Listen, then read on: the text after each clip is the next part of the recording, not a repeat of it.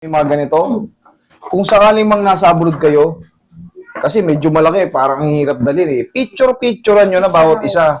Pag ganitong film, itutok nyo sa ilaw, tsaka nyo picturean. Okay?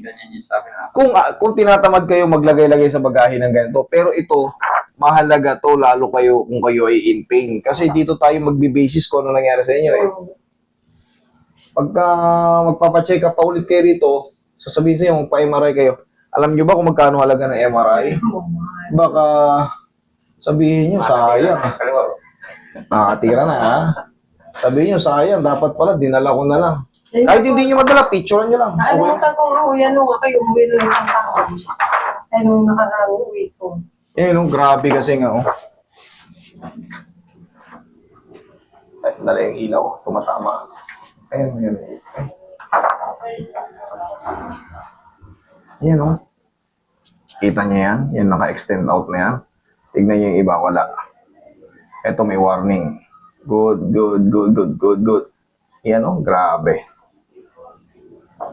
Central disc protrusion. Ang tatamaan yan. Ang tagal pa. Patataon, nagbago.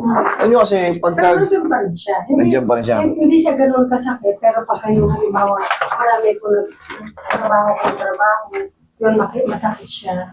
Nasaan yung papers niyan? Ayun. Alam nyo, kaya nga sabi ko, yung ganun kasi sobrang kirot yan. Kaya nga sabi ko, buti nga kahit paano nagbago. Pero pagka ano, yung umakyat po ba dito sa ganito, sa pataas na pagka yung masakit siya, umakyat sa pataas, minsan di ko alam kung sasandal ko, kung paano upo ang gagawin ko, yung gano'n. Ayan, saktong-sakto yung sinabi ko.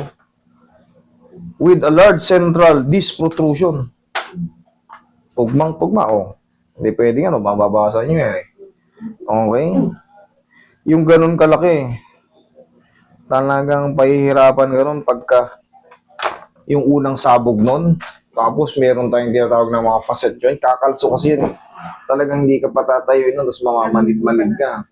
Buti nga kahit pa paano, ma'am, natagpuan nyo yung kaanuhan nyo. Kumbaga na-adjust yung balakang nyo, siguro sa sariling movement, Oo. naka-recover. Kasi kung hindi, malamang lalakad kayo niyan, yung may mga central disc protrusion, maaring hindi pa kayo makatayo. Master, Maaring hindi kayo makatayo. sumabay pa yung aking planters dati. Plantar fasciitis. Yeah. Oh, sige. Sumabay Tapos pa. ano yung sinasabi mo kanina? May sinasabi kayo dito eh. Dito. Naninigas, namamanid? Parang ano siya, yung parang Sige. makayot din siya. Tignan ko muna kung mga okay, hindi naman siya frozen. Wala, bunga lang ng kasipagan. Okay. Kasi yung iba, kita nyo naman, hindi maangat. Yung sa inyo, pagod lang yan sa supraspinatus. Yung mga spasm lang yan, madali lang yan. Aplos lang ng pagmamahal, tanggal yan. Pero yung sa lower back mo, medyo serious yan. Pero ano, Mag-iingat kayo sa pagbubuhat. Yes po, nabutin ko kayo, napitin. Ano po? bakit po kaya yung nagmamanhid yung mga ganito? Ito kasi walang files. Hindi siya frozen pero sa leg ang tama nyo yan. Meron kayong tinatawag na cervical disc compression. Kaya namamanhid yan. Yun nga po, nung nakaraan, pag-check up ako, sabi naman ng doktor, bone enlargement daw. Oh, isa rin yun. Tapos, Isa rin yun sa makakapagpaipit. pinag-ano niya ako pinagsusuot niya ako ng neck. Collar. Eh, napakahirap naman. Para matraction po yun. Mm. Pag nagkakaroon ng bone enlargement, siyempre, isa yung tumutulong para maipit yung mga spinal nerve nyo sa cervical, tsaka yung mga disc. Magkikreate yan ngayon ng compression. Pag nag-compression, siyempre, yung blood flow nyo rito, na galing dito, diretso po yan pag ganun sa kamay. Yun po ang connection yan. Ayan o yung nervous system natin. O, saan patungo? Pag sa leg. O, papunta dyan. O, di ba? Kaya, wag na kayong magtaka kung nakakaramdam kayo ng gano'n. Ng ganun. Pero siyempre, i-align na natin to. Okay, relax lang.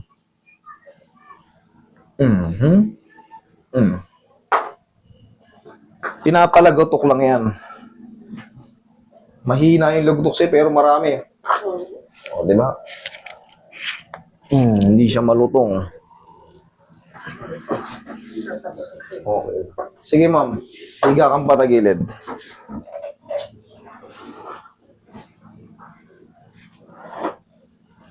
Ito, ma'am, wag kayo magbubuhat ng mabigat na mabigat. Magpapatulong kayo kasi maaring magdire-diretso yung pagkaputok nun. pag nagkaroon ng yung tinatawag na disease, wala na, hindi na wala yung kirot.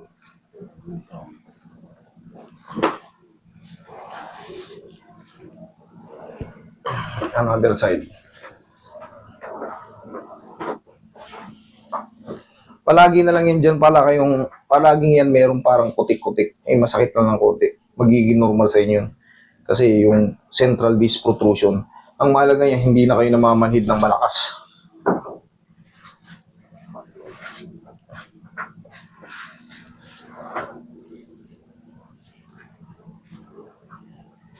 Sana pag inoperin, kakayasin lang yan. Dapa. Sabi niya, uugutin daw. Oo, hugutin lang, aalisin lang yun. Papantayin lang yun. Yung sumobra na yung central disc protrusion. So, yun lang.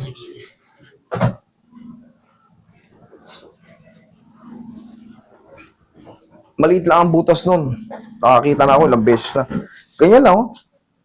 Tatanggalin na yung sumobra na yun.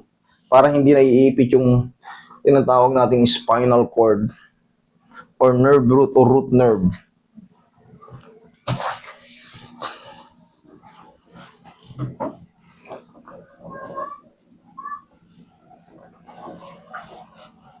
Yung iba, collapse na talaga.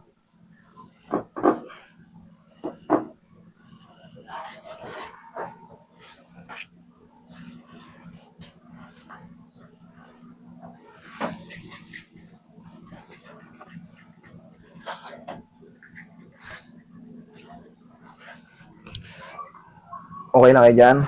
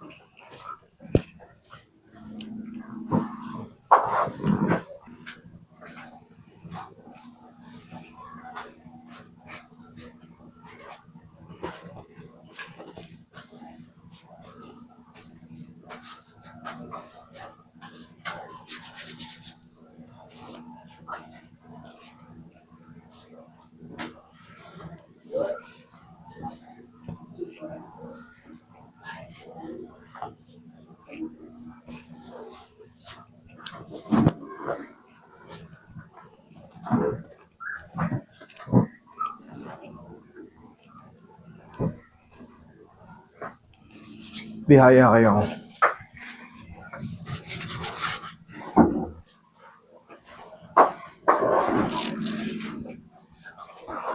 Sabi niyo po ito, taas niyo na. Okay. Yan, lagi sa tiyan yung kamay.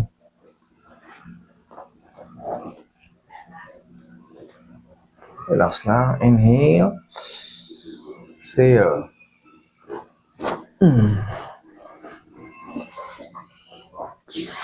Yan ang tulong niyan, yung traction. Kasi di ba pag naiipit, siyempre pag aangat. Pero siyempre ma'am, hindi porkit na-adjust na yan or naangat, nako-compress pa rin yan. Sa tulong ng mga impact, tandaan nyo, pag sasakay kayo ng mga motor o tricycle, kung kayo man ang nagdadrive, huwag nyo isaldak. Yung mga lubak, iwasan natin.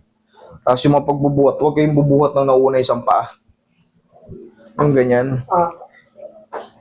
Tulong nyo yung legs.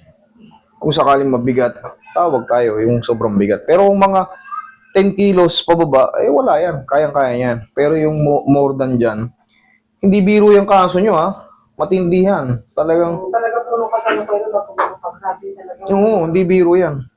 Kaya nga, sabi ko, pasalamat kayo kahit pa paano, naka-recover kayo. Minsan po kalimutan, punta kami Malaysia, doktor.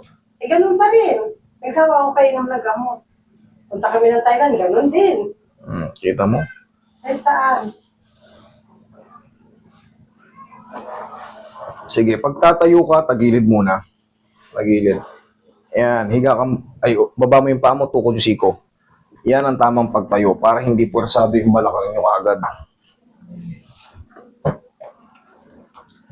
Yung pamamanhid niyan dito, pag na-adjust yan dito sa leg, wala na yan. Mga 3 to 4 days. Best feeling na yan. Kahit ngayon, maganda na yung pakiramdam yan. May changes na agad yan. Ano ano niya, kasi kung kailan nyo, halimbawa matutulog na ako, Tsaka mamamanhid. saka namamalid, hindi ako makatulog. Ang gagawin nyo, pag gaganon, iaangat nyo yung kamay nyo. Lagyan nyo ng tandayan. Oo, Iangat ganun nyo. ginagawa ko. Yan, iangat mo. Lagyan mo nung una. Kunyari, yan. Kung ganyan ka. Hindi yan mamamanid. Pero kung nakababa yan, ay sigurado, maiipon yung kirot doon sa mga daliri mo eh. Oo. Sabi ko, kung kailan ako, yung huminto ako sa trabaho, pag kasi gumagawa, medyo parang, Good. oo, yung parang na, ano siya, yung pansin. Pag huminto na ako, yan, ang kapal na. Kasi nakasteady na yung kamay mo, pero pag inaangat mo, sabi nga, pag na-elevate yan, umabalik yung circulation. Lahat naman ng ano, kahit sa paa, ini-elevate lang yan. Pag nakakaramdam kayo ng ano, iangat nyo. Lagyan nyo ng kalusurin nyo sa likod ng tuhod nyo para hindi mapilay. Ganun po ginagawa. Yun ang tamang pag-elevate. Sa kamay naman, Ano ko, master, bakit ganun? Yung parang sa ibabaw na ganun. Tapos, yung manhid ba na hanggang dito, yung ito, ngayon, pakaramdam mo, ganun pa rin. dyan sa daliri, higa ka. Higa ka. Dahil po ito sa mga na-damage na nerve. Dahil po yun sa mga na-damage na nerve, sa tagal ng panahon, nakaka-circulate na siya. Pero hindi po lahat ng nerve, ng sciatic nerve nyo naka-recover. Ngayon, dito papasok yung tinatawag nating medicine. Magme-medicine kayo, yung mga vitamins sa nerve, yan, makakatulong yun para makapag-regenerate siya. Kasi, sa tagal ba naman nagkaroon ng pinch. Hindi lahat naka-recover.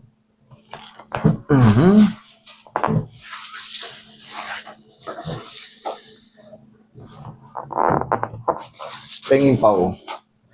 Ang gagawin yung elevation, ganyan, Ayan.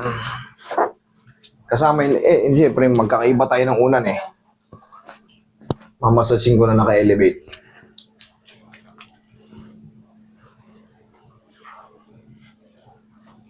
Meron pa yung minsan natitira dito, parang pagod na kagad to kahit hindi ka pa nagtrabaho.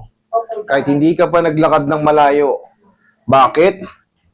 Standing pa lang, parang tight na siya kagad pag meron kayong lower back. Ganun. Ibig sabihin, merong hindi naka-recover na nerve. Kahit Merong, yung halimbawa, nakaupo ako sa ganyan, Mm.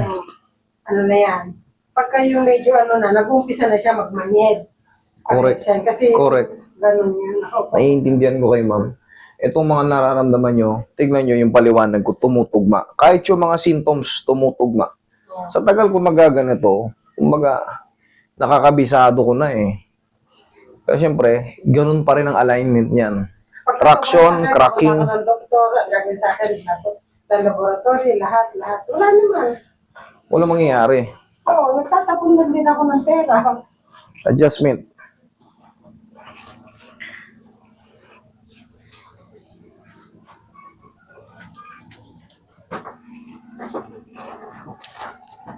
Pero ma'am, mag-vitamin kayo sa nerve, Okay po.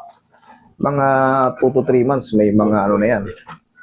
Mag-i-improve palalo yan. Kasi ang vitamin, hindi yan parang isahan lang na over the night.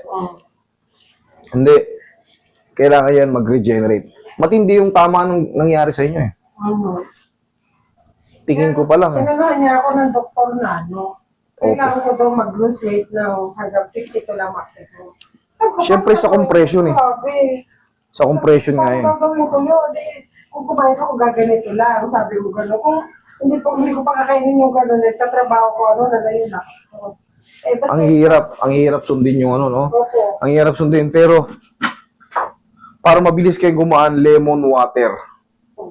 Kahit hindi kayo mag-workout, o yung self-working lang, yung ginagawang trabaho natin, lemon water, gagaan kayo. Mas malakas makapag-lose weight yun. Okay? Opo kayo. Yan, kahit papaano, guminhawa. Okay, salamat. Tapos dito, namamanhid pa. Pag ano ano nyo lang yan ha, i-elevate nyo lang. Yung sa umaga po, pag nagja-jogging ako, ginagano ko nga, yung ginagano. Hindi advisable yung jogging sa inyo na ganyan ha. Hindi advisable yan pag may compression kayo. Walking lang na mabilis. Tapos ganyan-ganyan, walking lang na Ay, mabilis. minsan tumatakbo ako.